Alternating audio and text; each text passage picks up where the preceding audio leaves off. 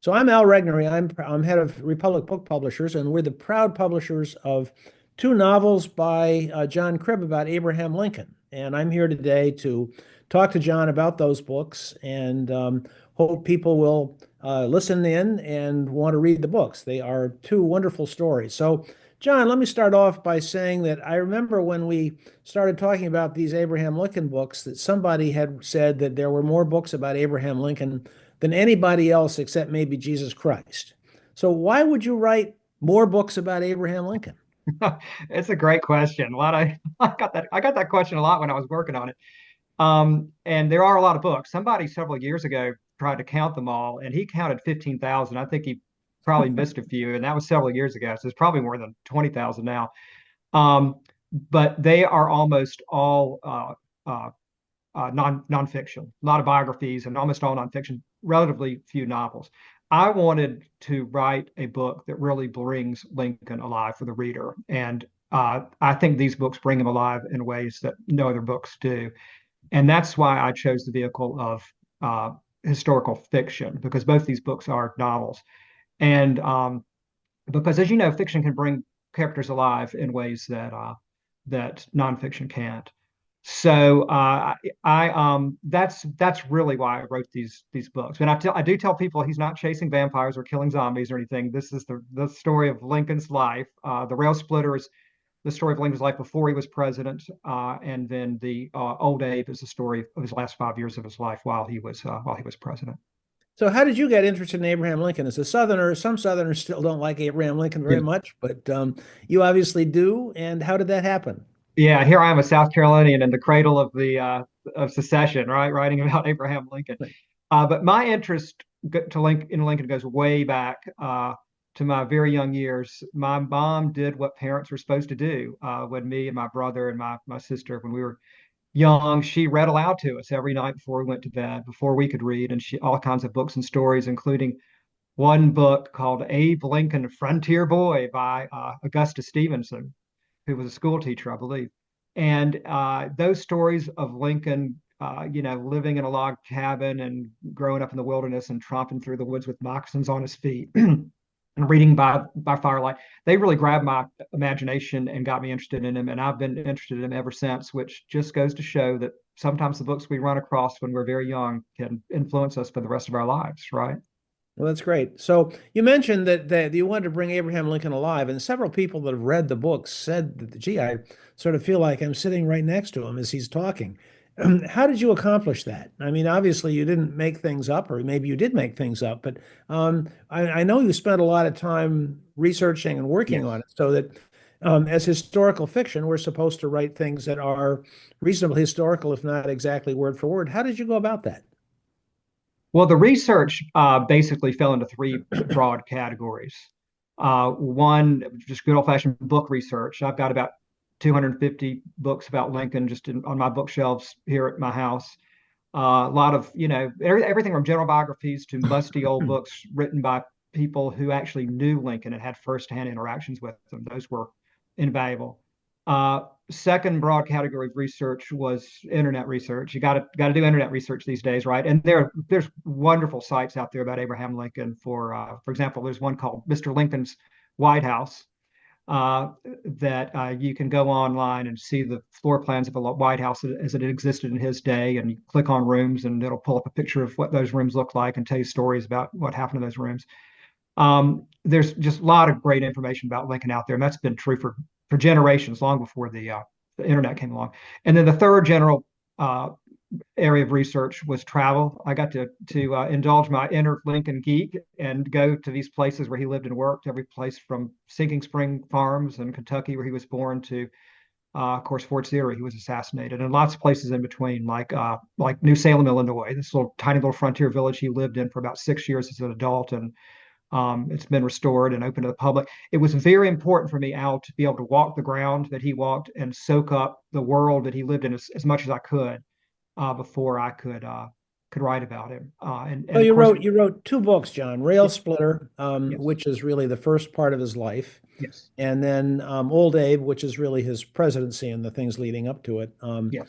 That pretty much covers his life. Give us an example or two of things that you were able to portray about Lincoln, which might not be something that people, even students of Lincoln, would normally see.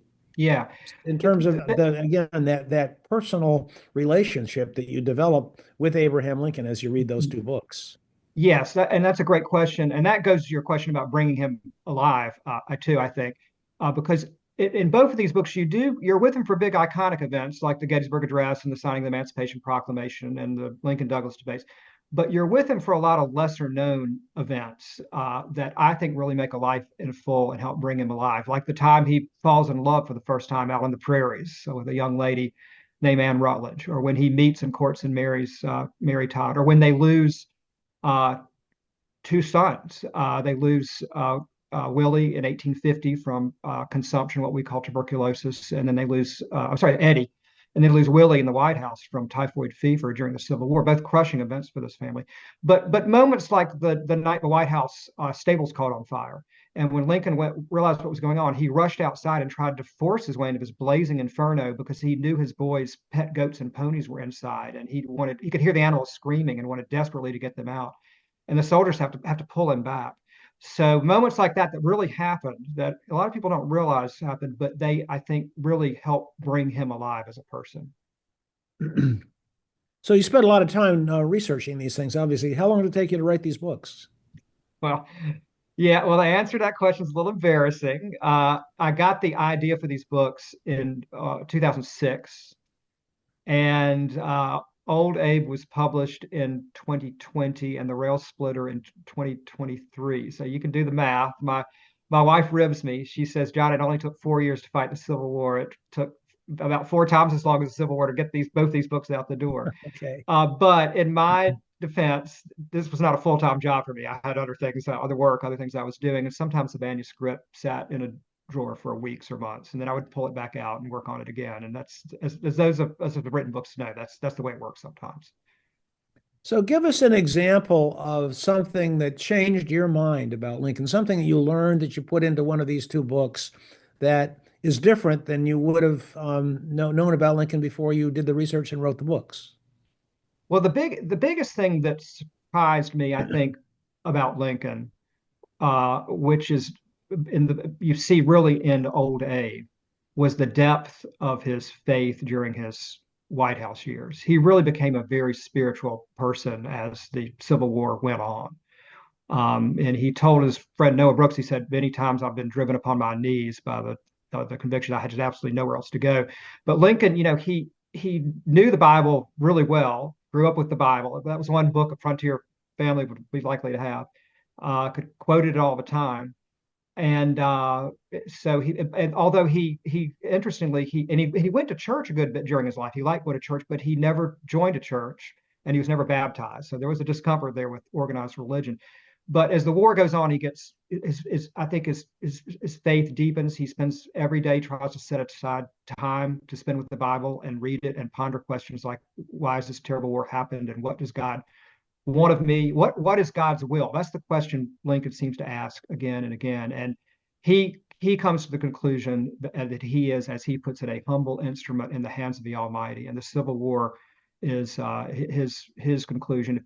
As you'll see, anybody who reads the second inaugural address sees is that the Civil War is God's way of basically judging and punishing the nation, well, both North and South, for the sin of slavery, because both sections were responsible, and all this awful bloodshed was in effect God's way of You think he cleansing the was a land. Christian? I don't know. There's been a big debate about that over the years.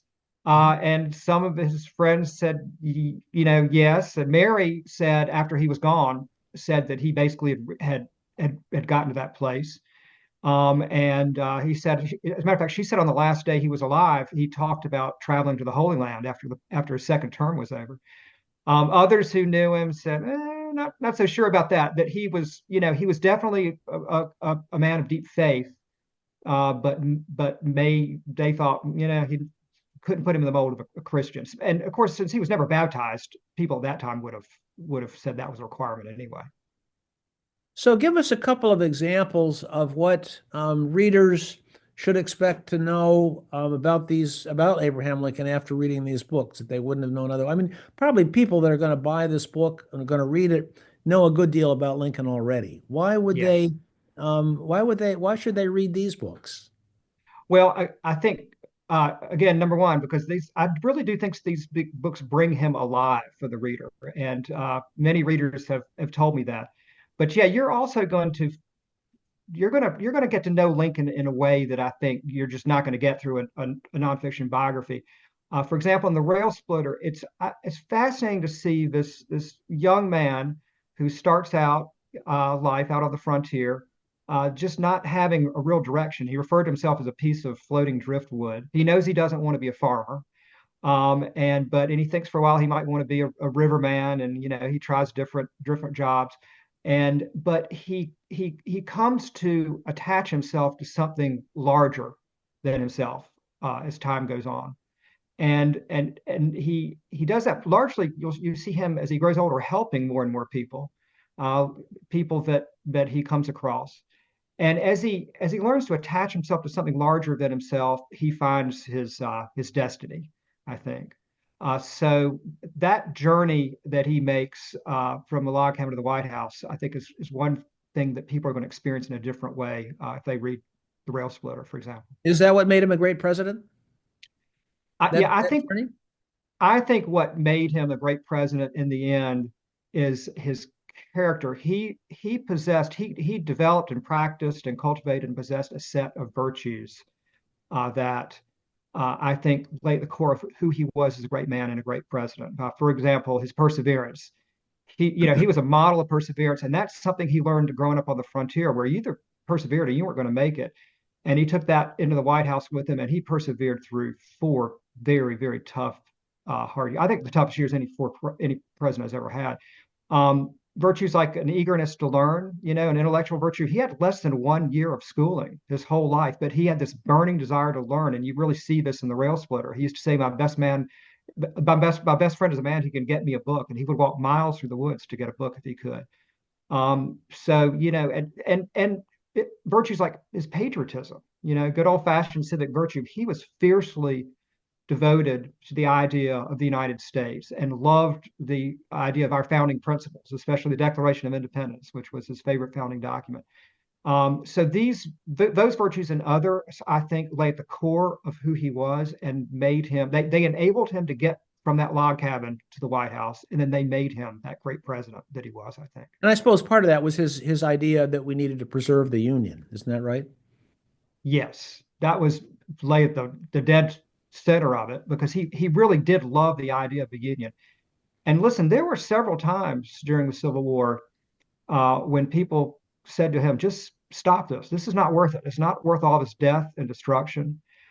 Just let the South go. Let them have their slaves. Let them have their country. Just stop." And Lincoln said, "No, we're gonna see this through."